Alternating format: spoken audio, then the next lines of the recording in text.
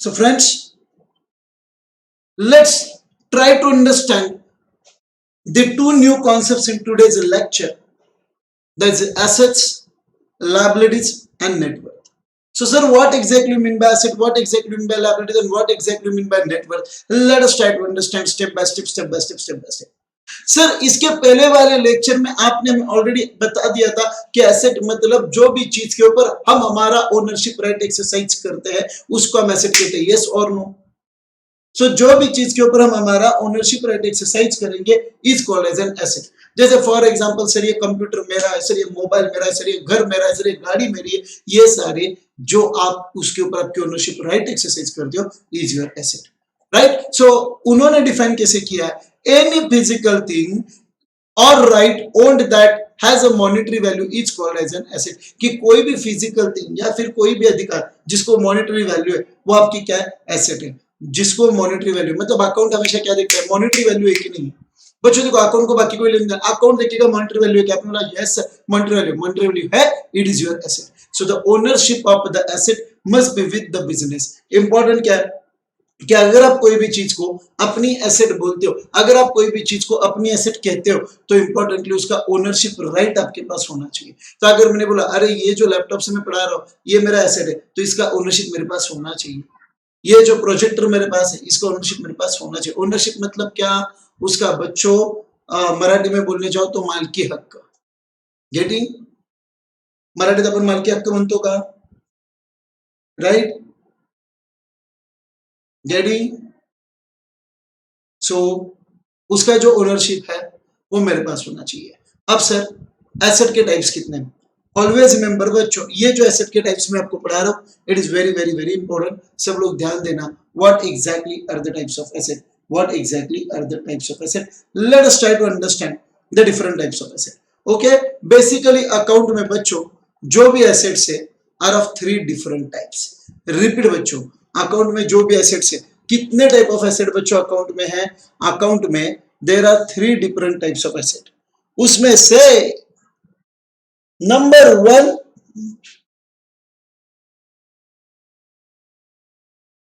Fix assets, number two current assets, and number three fictitious asset. Sir ये क्या होता है? मैं बोल रहा हूं आप फिक्शियस एसेट को अभी बाहर रखो, आप फिक्शियस एसेट को अभी रखो ही मत दिमाग में। But sir what exactly mean by fix asset and what exactly mean by current asset? Guys आप मुझे बताओ, अगर मैंने आपको कहा, ध्यान से देखना बच्चों, अगर मैंने आपको कहा कि आपके बिजनेस में जो लैंड है, आपके बिजनेस में जो बिल्डिंग है, ये आपके एसेट है क्या? आपके बिजनेस में जो लैंड है, आपके बिजनेस में जो बिल्डिंग है, ये आपके एसेट है क्या? यस और no? What will your opinion? Yes sir, land हमारा, बिल्डिंग हमारा, तो लैंड बिल्डिंग हमारा एसेट होगा। बच्चों आप मुझे बताओ, ये जो लैंड है, ये जो बिल्डिंग है, ये आपके बिजनेस में आने वाले कई सालों तक रहेंगे कि नहीं रहेंगे? ये जो लैंड और बिल्डिंग है, ये आपके बिजनेस में आने वाले कई सालों तक रहेंगे कि नहीं रहेंगे? ये आने वाले कई सालों तक आपको बेनिफिट देंगे कि नहीं देंगे? लैंड एंड बिल्डिंग, ये जो एसेट है, ये आपके बिजनेस में आने वाले कई सालों तक रहेंगे कि नहीं रहेंगे? ये आपको आने वाले कई सालों तक बेनिफिट देंगे कि नहीं देंगे? राइट? तो अकाउंट क्या बोलता है? Asset which remains in a business for long period of time, से मोर देन 1 year, से more than 1 year is called as an fixed assets. It's called as an fixed assets. मतलब जो asset मेरे business में 1 साल से ज्यादा time के लिए रहेगा, दोहरा रहा हूं बच्चों, जो एसेट मेरे बिजनेस में 1 साल से ज्यादा टाइम के लिए रहेगा, जो एसेट मुझे 1 साल से ज्यादा टाइम के लिए बेनिफिट प्रोवाइड करेगा, that will be called as an fixed asset. समझ में आया क्या बच्चों? Getting what I am saying? जैसे एक बार लिया हुआ लैंड जनरली बिजनेस में 1 साल से ज्यादा टाइम के लिए रहेगा कि नहीं रहेगा? बिल्डिंग 1 साल से ज्यादा टाइम के लिए रहेगा कि नहीं रहेगा? फर्नीचर बनाए 1 साल से ज्यादा टाइम के लिए बिजनेस में रहेगा कि नहीं रहेगा? राइट? कंप्यूटर जनरली 1 साल से ज्यादा टाइम के लिए बिजनेस में रहेगा कि नहीं रहेगा? So all the assets which remains with the business for a long period of time, generally more than 1 year, will be called as a fixed asset. Is it okay? Have you all understood? पक्का. Moving ahead. Sir, current assets. Sir, what is current assets? Guys, assets जो मेरे business में ज्यादा time के लिए नहीं रहेंगे. Assets which do not remain with the business for long period of time. मतलब जो एसेट बिजनेस में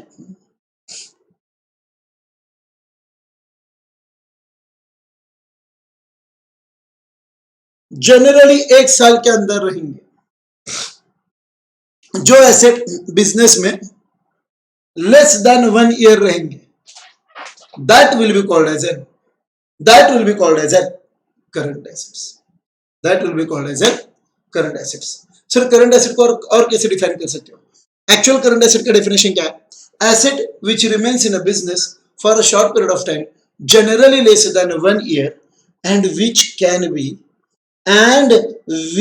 can be easily convertible into cash.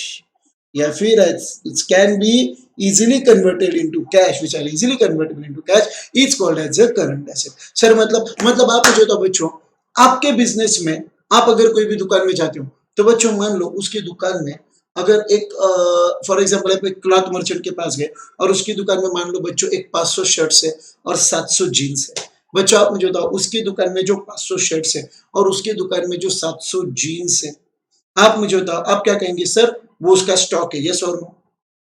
ये जो 500 शर्ट और 700 जीन्स उसके दुकान में है, जो उसने बेचने के लिए रखे, आप उसको उसका स्टॉक कहेंगे कि नहीं कहेंगे?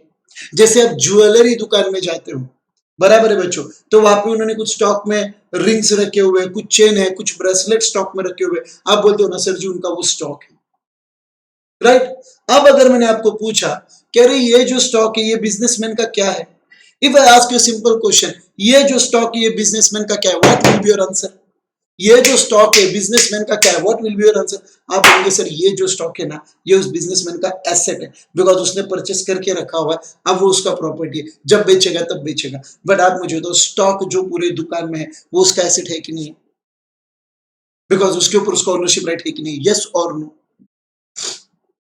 क्लियर है? स्टॉक उसका एसेट है कि नहीं?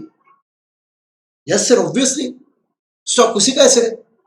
आप मुझे बताओ, जनरली अगर आपने जनरली सोचना बच्चों, स्पेसिफिकली नहीं, जनरली अगर आप कोई भी आपके बिजनेस में माल लेते हो जिसको आप स्टॉक बोलते हो बच्चों, जनरली माल 1 साल से अंदर बिजनेस से रोटेट होगा कि नहीं होगा? कि जो माल आपने स्टॉक परचेस किया है वो 1 साल के अंदर बेचा जाएगा कि नहीं जाएगा जनरली, और उसकी जगह दूसरा माल आएगा कि नहीं आएगा? तो नॉर्मली जनरली बिजनेस में हम जो स्टॉक परचेस करते हैं, दोहरा रहा हूं बच्चों, जनरली हम जो बिजनेस में माल लेते हैं, राइट, वो इमीडिएटली बच्चों आगे जाके बेचा जाएगा कि नहीं बेचा जाएगा?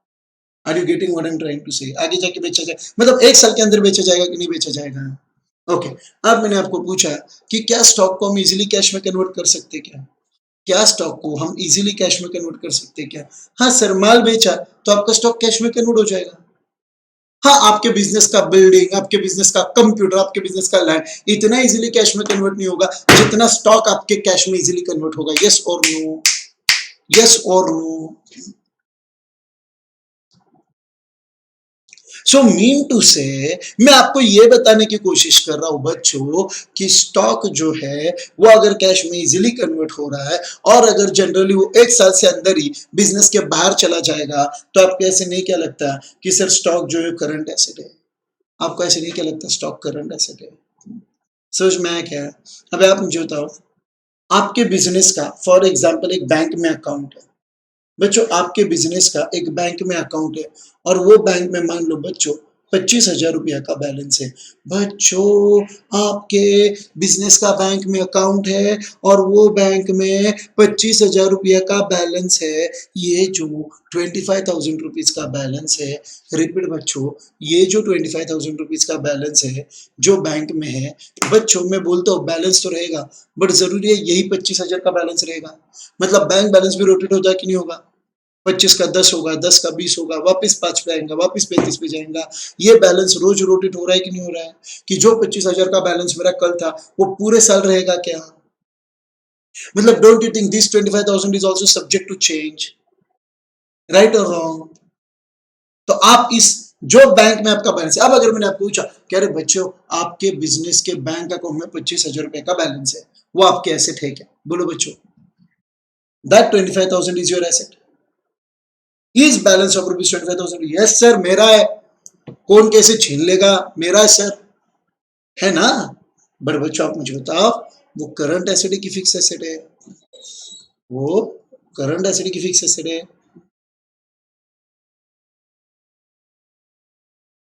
एग्जैक्टली यही मैं आपको समझाने की कोशिश कर रहा हूँ sir, it is an current asset. So आप सब लोगों को ये मीनिंग समझ में आया क्या, that it is an current asset? Have you all understood? कोई भी डाउट है, कोई भी कंफ्यूजन है, आप मुझे बता सकते हो। So, have you all understood the meaning of current asset? Current asset refers to those assets which remains in a business for a period of less than 1 year, जो आपके बिजनेस में 1 साल से कम टाइम के लिए रहेगा और जिसको आप इजीली कैश में कन्वर्ट कर सकते हो, will be called as a current asset. And sir, what do you mean by fixed asset? Fixed asset refers to that asset which remains in a business for a period of generally more than 1 year and it cannot be converted into cash very easily. Clear? Sir what is fix asset? मेरे भाई रुको, आप सब लोगों को पहले, because कैसे कि कुछ चीजें पढ़ने के लिए अपना बेस्ट थोड़ा अलग मैनर में प्रिपेयर होना जरूरी है, वरना आपको चीजें कंफ्यूज होंगी। तो पहले आप मुझे बताओ टाइप्स ऑफ एसेट के दो type, fix asset and current asset. आप सब लोगों को क्लियर हो गई क्या? पक्का? क्या बात है। अगर आप बच्चों उसी को थोड़ा सा डिटेल में देखने की कोशिश करेंगे, तो let's come on to the theoretical explanation of the assets. Assets, type of asset. Asset must be with the business unit, for example land, goodwill, patent. ये जो है कि लैंड है, गुडविल है, पेटेंट है, कॉपीराइट है, बहुत सारे एसेट्स है, ओके। बट उसमें से फिक्स कौन से और करंट कौन से? Types of asset. Fix, fix को आप नॉन करंट बोल सकते हो, asset which is not current is non current, that is fix. The asset which gives a long term benefit to the business are known as a fix asset, कि जो asset मेरे business को आने वाले कई सालों तक बेनिफिट देती रहेगी, asset which will remains in a business for a period of long period of time, for long period of time, generally more than 1 year, वो आपने को बेनिफिट देती रहेगी। फॉर एग्जांपल एक बार आपने बिजनेस के लिए एक बिल्डिंग लिया, तो वो बिजनेस को आने वाले कई सालों तक बेनिफिट देता रहेगा कि नहीं देता रहेगा? आपने सिर्फ बिजनेस में कंप्यूटर परचेस किया, आने वाले कई सालों तक वो कंप्यूटर बिजनेस में यूज होगा कि नहीं होगा? लैंड लिया, आने वाले कई सालों तक लैंड यूज होगा कि नहीं होगा? So that asset which gives a long term benefit to the business is known as a fix asset. Getting? जैसे फॉर एग्जांपल आपके बिजनेस में लैंड एंड बिल्डिंग है, आपके बिजनेस में प्लांट एंड मशीनरी है, आपके बिजनेस का गुडविल। अब आप मुझे तो फॉर एग्जांपल चितले का गुडविल कितने सालों से बिजनेस में है, और आप मुझे तो आज भी आप बोलेंगे सर आप हमेशा चितले का एग्जांपल क्यों देते? बिकॉज बच्चों आइडियल एग्जांपल है, जो लेवल से बच्चों बिजनेस करे, आइडियल है कि नहीं है? तो ये गुडविल उनको बेनिफिट दे रहा है कि नहीं दे रहा है? ये चीज उनको बेनिफिट दे रहा है कि नहीं दे रहा है? कई सालों से ये जो गुडविल है उनके बिजनेस में जो भी जितने भी सालों के बिजनेस को हुए, लास्ट कितने सालों से उनको ये चितले नाम का, अभी फॉर एग्जाम्पल आप मार्केट में कोई भी प्रोडक्ट परचेस करने जाते हो, ठीक है, आप कंफ्यूज हो बच्चों, और सामने वाले ने बोला कि अरे सर जी ये प्रोडक्ट चितले का है। बच्चों बहुत हद तक आप उसको ब्लाइंडली ट्रस्ट करते हो कि नहीं करते हो? चितले का मतलब अच्छा ही होगा, यही लेके चलते हैं, यस और no? Same in case of Amul. क्या अगर आप कंपनी के बारे में कंफ्यूज हो, सामने वाले आपको बोल दिया अरे सर जी ये प्रोडक्ट अमूल का है, आप बच्चों इमीडिएटली ट्रस्ट रखते हो। वो ट्रस्ट किसका है बताए? वो ट्रस्ट उनकी गुडविल का, उनकी ब्रांड का है, जो उन्होंने आज तक अर्न किया है। तो ये गुडविल उनको कई सालों तक बेनिफिट देगा कि नहीं देगा? दे रहा है कि नहीं दे रहा है? इसीलिए गुडविल को जनरली फिक्स एसेट में रखा जाता है।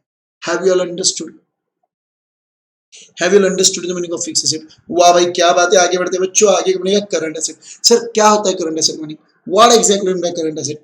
Assets which are held in the business for the operating year and can be converted into cash very easily, कि जो एसेट जनरली ऑपरेटिंग ईयर मतलब 1 साल के अंदर जो ईयर का आप अकाउंटिंग कर रहे हो, जनरली अगर वो एसेट उस ईयर के अंदर ही बिजनेस से बाहर चला गया, 1 साल के अंदर ही बिजनेस से बाहर चला गया, और जो एसेट को हम हमारे कैश में इजीली कन्वर्ट कर सकते हैं, that asset will be called as a current asset. Have you all understood? Have you all understood? अब आप बोलेंगे सर करंट एसेट के एग्जांपल क्या है? देखो बच्चों, कुछ एग्जांपल्स है जो आपको इमीडिएटली पता चलेंगे, बट कुछ एग्जांपल्स ऐसे जो टेक्निकल है, जो आपको 12th में आएंगे, तो जब प्रॉपर आएंगे तभी मैं आपको पढ़ाऊंगा। आप बोलेंगे सर अभी ऊपर ऊपर से पढ़ाई का मतलब नहीं, जैसे फॉर एग्जाम्पल यहाँ पे है ना, कुछ उन्होंने एग्जाम्पल दिए। फॉर एग्जाम्पल डेटर, बच्चों डेटर सबको पता है ना, जो बंदे से मुझे पैसा आने का है उसको मैं डेटर कहता हूँ कि नहीं कहता हूँ? तो आप मुझे बताओ, जनरली हम जो भी लोगों को माल क्रेडिट पे बेचते हैं, जैसे फॉर एग्जांपल बच्चों, अगर मैंने अपने दुकान से आपको 2000 रुपए का माल क्रेडिट पे बेचा, तो आप मेरे डेटर हुए कि नहीं हुए? जैसे मेरे दुकान से अगर मैंने आपको 2000 रुपए का माल क्रेडिट पे बेचा, आप मेरे डेटर हुए कि नहीं हुए? तो मेरे बिजनेस में जो डेटर है, आप मुझे बताओ, आपसे आने वाला पैसा मेरे को 2 महीने में, 3 महीने में, 4 महीने में इमीडिएटली आएगा कि नहीं आएगा? जो भी पैसा मुझे आपसे आ रहा है 2 महीने में, 3 महीने में, 4 महीने में इमीडिएटली पैसा आएगा कि नहीं आएगा? Getting what I am trying to say? समझ पा रहे हो क्या? तो डेटर भी मेरे बिजनेस के एसेट हुए कि नहीं हुए? यस सर, बिकॉज उनसे पैसा आने का है, जो भी बंदे उससे पैसे आने का है वो आपका अधिकार है, आप उससे पैसा ले सकते हो sir, right? You can claim amount from him, and yes sir, if you can claim amount, don't you think कि that debtor is our asset? But generally पैसा 1 साल के अंदर ही वसूल होता है, इसीलिए हम उस डेटर को करंट एसेट कहते हैं। क्या आप सब लोगों को फिक्स एसेट और करंट एसेट का मीनिंग क्लियर हो गया क्या? Cash in hand, cash in bank, stock, बैठ गया दिमाग में? पेपर में जब भी आप ये कॉन्सेप्ट लिखेंगे, पेपर में बच्चों जब भी आप ये कॉन्सेप्ट लिखेंगे, लिखते वक्त आपको एक चीज का खास ख्याल रखना है कि आपको बुक लैंग्वेज यूज करनी है। देखो, मैं आपको बुक लैंग्वेज से भी पढ़ा रहा हूँ, मैं आपको ओन लैंग्वेज से, दोनों में लैंग्वेज है। पहले आपको मैं अपने लैंग्वेज में एग्जाम्पल बताता हूँ, फिर मैं बुक की लैंग्वेज पढ़ता हूँ। पर आपको पेपर में बुक लैंग्वेज से आंसर लिखना है, ताकि आपके मार्क्स प्रॉपर आए, एक्यूरेट आए और एक्सप्लेनेशन भी एक्यूरेट आए। क्लियर हुआ है बच्चों? 100%, कोई डाउट नहीं? क्या बात है। मूविंग अहेड, ये जो एसेट का टाइप है, इस एसेट के टाइप को मैं आपको इन शॉर्ट एक्सप्लेन कर रहा हूं, ओके? हाँ, बट धीरे धीरे धीरे जैसे आपका अकाउंट का नॉलेज बढ़ेगा ना, आपका इसमें परफेक्शन आना चालू होगा। बट अभी कॉन्सेप्ट है तो हम इमीडिएटली उसको कवर कर लेते हैं। बच्चों एक छोटा सा चीज आप मुझे बताना, फिक्शियस एसेट। उस दिन मैंने जो एग्जांपल दिया था ना आप सब लोगों को, सब लोगों को बहुत अच्छा लगा वो एग्जांपल। किसका पता है? एमआरएफ एंड सचिन तेंदुलकर का। क्या एमआरएफ कंपनी ने सचिन तेंदुलकर को अपना ब्रांड एम्बेसडर बनाने के लिए सर जी 180 करोड़ रुपए दिए? कितने साल के लिए? 3 साल के लिए, राइट और रॉन्ग? अब मैं आपको थोड़ा सा उसी एग्जांपल के ऊपर आगे बढ़ा रहा हूं। I am just what we can say explaining advance part of that example, just try to understand. बच्चों अब आपको किसके पॉइंट ऑफ व्यू से सोचना है?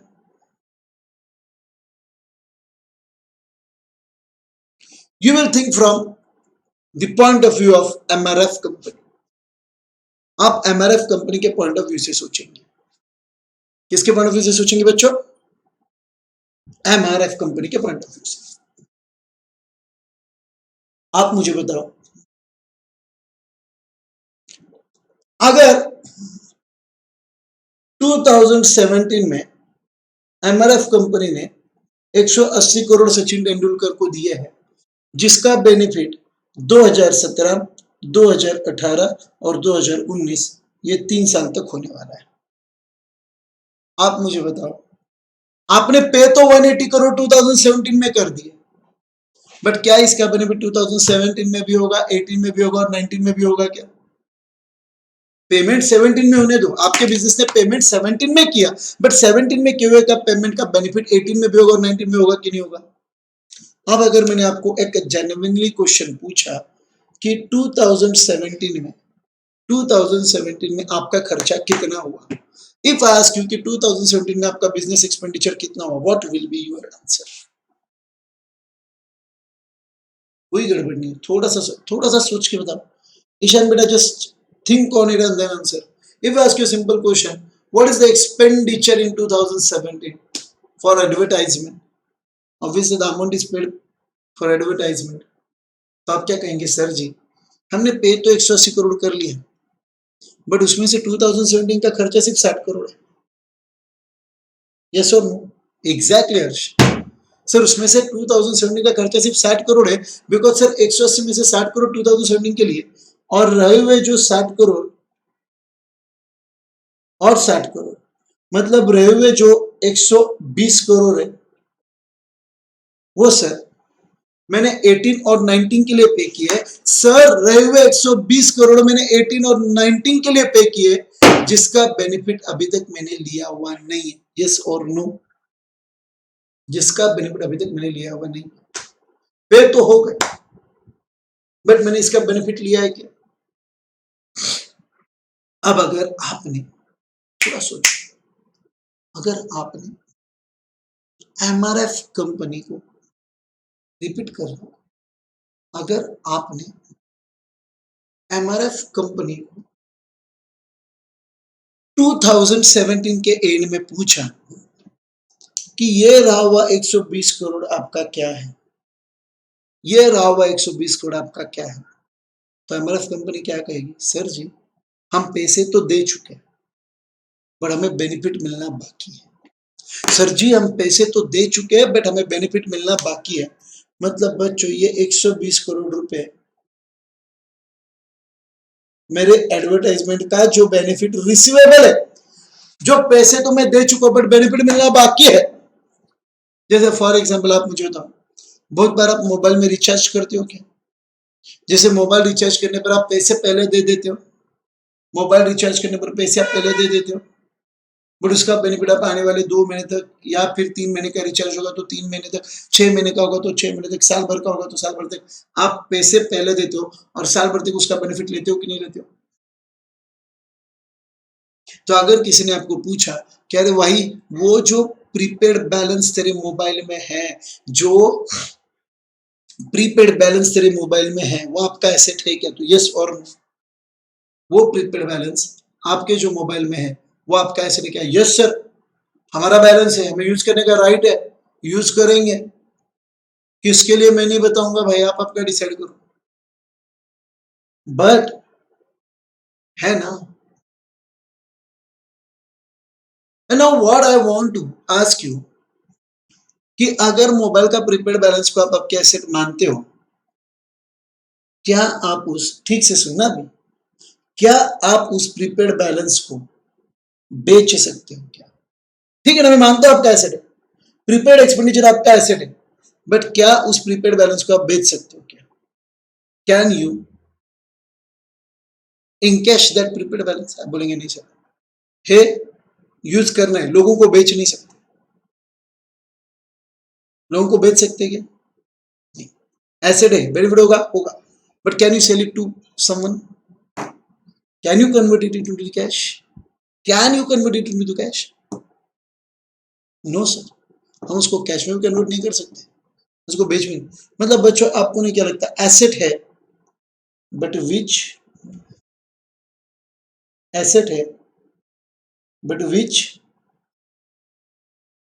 Can not be converted it into cash. Asset है but which can not be converted it into the cash. मतलब जो एसेट तो है, बट क्या वो कैश में कन्वर्ट होने जैसी है? इन शॉर्ट बच्चों 120 करोड़ रुपए अगर आपने एमआरएफ कंपनी को पूछा, तो एमआरएफ कंपनी क्या कहेगी? सर हम पे कर चुके हैं, बेनिफिट मिलना बाकी है। बट क्या जो 120 करोड़ रुपए आपको बेनिफिट मिलना बाकी है, ये 120 करोड़ को आप कैश में कन्वर्ट कर सकते हो क्या? Don't you think this is, don't you think this is deferred revenue expenditure? क्या आप इसको डेफर्ड रेवेन्यू एक्सपेंडिचर कहेंगे क्या? आपको मैंने डेफर्ड रेवेन्यू एक्सपेंडिचर के टाइम पे इसका एग्जांपल दिया था, इसका भी नोकिया और शाहरुख खान का भी और सहारा का भी एग्जांपल मैंने उसी के टाइम पे आपको दिया था। तो ये जो बच्चों डेफर्ड रेवेन्यू एक्सपेंडिचर है, रिपीट, ये जो बच्चों डेफर्ड रेवेन्यू एक्सपेंडिचर है is nothing but the fictitious asset. समझ में आया? क्या एसेट तो है but it can not be converted into the cash. Asset तो है बट उसको कैश में कन्वर्ट करना पॉसिबल नहीं. This is all about deferred revenue expenditure. Have you all understood the meaning of fixed asset and deferred revenue expenditure? Sure? क्या बात है बच्चों. सो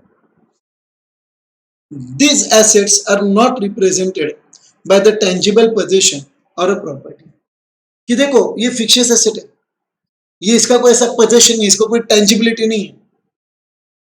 जैसे बिल्डिंग दिखता है, कैश बैलेंस है, वैसे फिक्स्ड एसेट का टेंजिबल पोजीशन क्या है? नहीं. They are imaginary asset but do not have any real. है बट रियलाइजेबल वैल्यू कुछ है क्या? वही बोला है कि उन्होंने कि they are imaginary asset but do not have any realisable value. उनसे कुछ भी रियलाइजेबल वैल्यू नहीं. एसेट है, क्या है? बेनिफिट मिलेगा बट रियलाइज नहीं होगा. Getting? That is deferred revenue expenses like advertisement. कि जो भी डेफर्ड रेवेन्यू एक्सपेंसेस है, फॉर एग्जांपल एडवर्टाइजमेंट, जो भी डेफर्ड रेवेन्यू एक्सपेंसेस है, for example advertisement. Getting what I am trying to say? So देखो फिक्स्ड एसेट थोड़ा टेक्निकल है, बट जिन लोगों को डेफर्ड रेवेन्यू एक्सपेंडिचर समझ में आना, उनको 1 मिनट में समझ में आएगा. डिफिकल्ट है क्या? तो बिल्कुल भी नहीं, छोड़ ही दो. So have you all understood the types of asset including fixed asset, current asset and fixed asset? पक्का? 100%? ओके. श्लोक बेटा, आई थिंक आपका कल कुछ इश्यू था कि आपके डाउट्स मेरे तक नहीं आ रहे थे. आज आपके सारे डाउट्स अगर कुछ होंगे तो क्लियर हो गए. ओके. सो कभी भी आपको अगर ऐसा लगता है बच्चों कि अगर आपका कोई भी डाउट मेरे तक पहुंचा नहीं है, या फिर आपने किया बट मुझे शायद मैंने देखा नहीं कुछ भी, so feel free to contact me, but make sure आप कोई भी डाउट लेके आगे नहीं बढ़ेंगे. So it's a first topic and it's my duty कि मैं आपका एकदम अकाउंट का कॉन्फिडेंस बच्चों अच्छा रखूं. एंड आई होप आप सब लोगों को ये जो पार्ट है fixed asset, current asset and fixed asset clear हो गया है. पक्का? ऑलराइट. नेक्स्ट लेक्चर में मैं आपको लायबिलिटीज और कॉन्टिजेंट लायबिलिटी पढ़ाने वाला हूं, और लायबिलिटी और कॉन्टिजेंट लायबिलिटी तक आपको आपके पेपर में सिलेबस होगा. रीडिंग? आप बोलेंगे sir accounting concept, convention, principles. बच्चों थ्योरेटिकल है, मैं आपको इसको है ना सेकंड टॉपिक स्टार्ट करूंगा. मेरी बात सुनो just a second. Second topic में स्टार्ट करूंगा, और सेकंड टॉपिक स्टार्ट करते वक्त साइमल्टेनियसली रोज में इसका थोड़ा थोड़ा पार्ट आपको पढ़ाऊंगा, ताकि क्या होगा, प्योर लेक्चर थ्योरेटिकल भी नहीं होगा. मतलब एक साइड में आपका थ्योरी कवर भी हो जाएगा और एक साइड में आपको प्रैक्टिकल नॉलेज भी मिलना चाहिए. क्लियर हुआ है सबको?